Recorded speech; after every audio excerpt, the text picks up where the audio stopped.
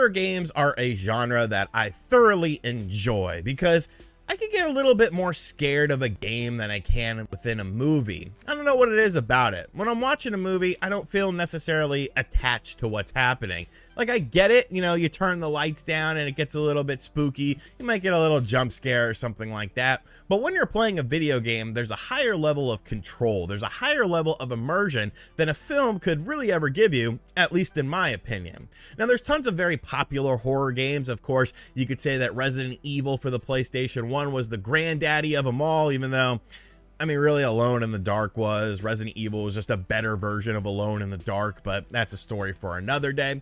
But there's one game that I feel is very often overlooked from a company that is also often overlooked when it comes to the horror landscape. And that's a company called Warped and a game called Enemy Zero. Now, if you've never heard of Enemy Zero, I'm not super surprised. It's a Sega Saturn exclusive. It's stuck on the Sega Saturn at the time of this filming of this video. And honestly, it's probably never going to get off of the Sega Saturn, which is a damn shame in my opinion, because a lot of people haven't played this game. Of course, since it's a Saturn game, it's stupid expensive as well. But Enemy Zero was a unique game in the fact that Warped sort of viewed video game characters very differently than other people did. They almost envisioned them more like actors and actresses instead of just characters in an individual game. So what do I mean by that? Well, the game that came out before Warped was a game called D. Came out on the Saturn, PC, and PlayStation 1, where you play as a character named Laura. In Enemy Zero, you're also playing as a character named Laura, who also has blonde hair. In D2, you're also playing as a character named Laura, who has blonde hair, who has a friend named Kimberly. And in Enemy Zero, you have a friend named Kimberly in the game. So they basically just took these characters and put them in different settings, so they're almost like viewed like mini movies, I guess, as far as the story is concerned, with the same actors and actresses sometimes reprising their roles. Now, what's the story of Enemy Zero? Well, you play as a character named Laura. You are on a spaceship. You awaken as something seems to have gone awry on the spaceship, and you're naked. I remember young RGT seeing this was like, am I gonna see a nipple? You don't ever see a nipple or anything like that, but there are some very suggestive CGI video cuts that happen at the start of the game that, hey, young RGT definitely enjoyed those. Now, as you awake from your slumber, you're introduced to the first gameplay style of the game, and that is the sort of point and click interface. Basically, when you're in a room, you're looking around in a, just like right in front of you. And when you move, the camera turns and you look at a different position in the same room. So there's 4 positions that you can look at within most of the rooms as far as you're concerned. You can then, of course, take your cursor and click on certain things within the room to look at them, interact with them, open a drawer, use a key card, stuff like that. Pretty basic point and click interface style gameplay. But when you're in these rooms, everything has a really high quality CGI style that, yeah, it's not all that impressive nowadays because you have video games that actually look like this. But releasing on the Sega Saturn back in the mid 90s, like, this was a very attractive style for me and something that I really gravitated towards as someone who did not have a PC to play games on. Now, when you leave a room, it actually turns into a different gameplay style where it's a first-person perspective. The screen also shrinks a little bit, and like you're moving down these corridors in these long hallways, feel kind of like Aliens, basically trying to make it to the next room or make it to a key card unlock thing. You're not really wanting to spend too much time in these corridors though. Why is that? Well, like I said, there was a disturbance on your spaceship. And what is that disturbance? It's an alien presence. Now, you're saying to yourself, okay, well, I mean, it's just a movie. It's a game that's kind of like Aliens for, that came out in the movie theater, very popular franchise. But what's interesting about this alien is you can't see it.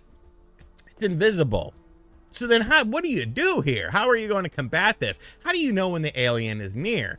Well, that's where some of the horror comes into play because of the fact that you can't see your enemy, but you can hear them. Basically what happens is you get like this taser gun thing that allows you to sort of hear dings, and the dings get faster and louder when the alien is closer to you. So as the dinging gets up, you basically have to take out this gun and shoot at the right exact time in order to phase the alien to sort of stun him and move on and go about your business. So it's a very tense thing because you don't see the alien, you only hear the alien. So you'll hear this dun dun dun dun dun dun dun dun dun dun dun, and you hear an alien scream, and that's when you got to pull the trigger. And it's like, whoa, when you have the lights off in this, there's a level of interactivity that is just absolutely mind-blowing. You're trying to get through these corridors in order to get to different rooms, to try and find other people on your ship to make sure they're okay.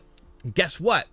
A lot of these people on this ship are not okay. They have been absolutely ravaged by the aliens in gruesome, disgusting detail. And sometimes you see like video footage of them getting ripped apart.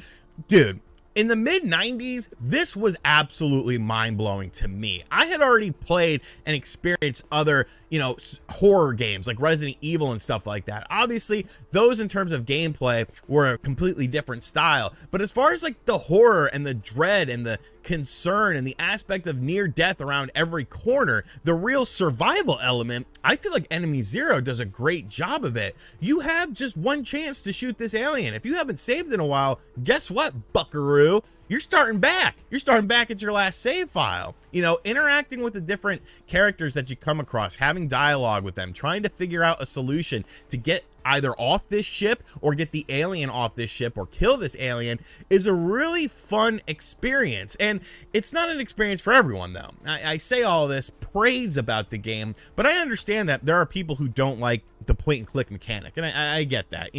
It's a gameplay style that's not for everyone. I get that there's going to be people who don't like the gameplay loop of an invisible enemy because you can't see them. So it's frustrating sometimes. There was times when I played this game back in my youth where I felt like, I shouldn't have died. Like, why did I die here? Like, that's a bit of a BS. I shot at the right time, this, that, and the other. And it's definitely not a perfect game or anything like that.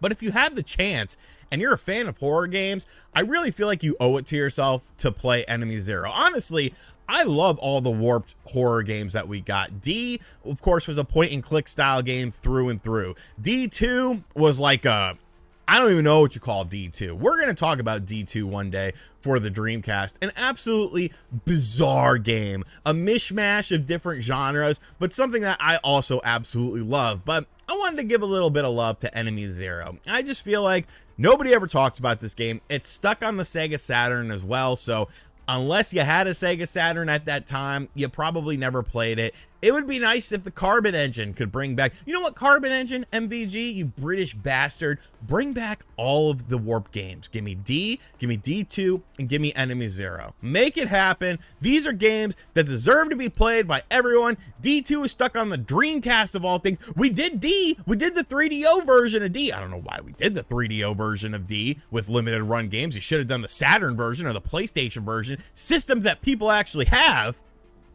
But I digress.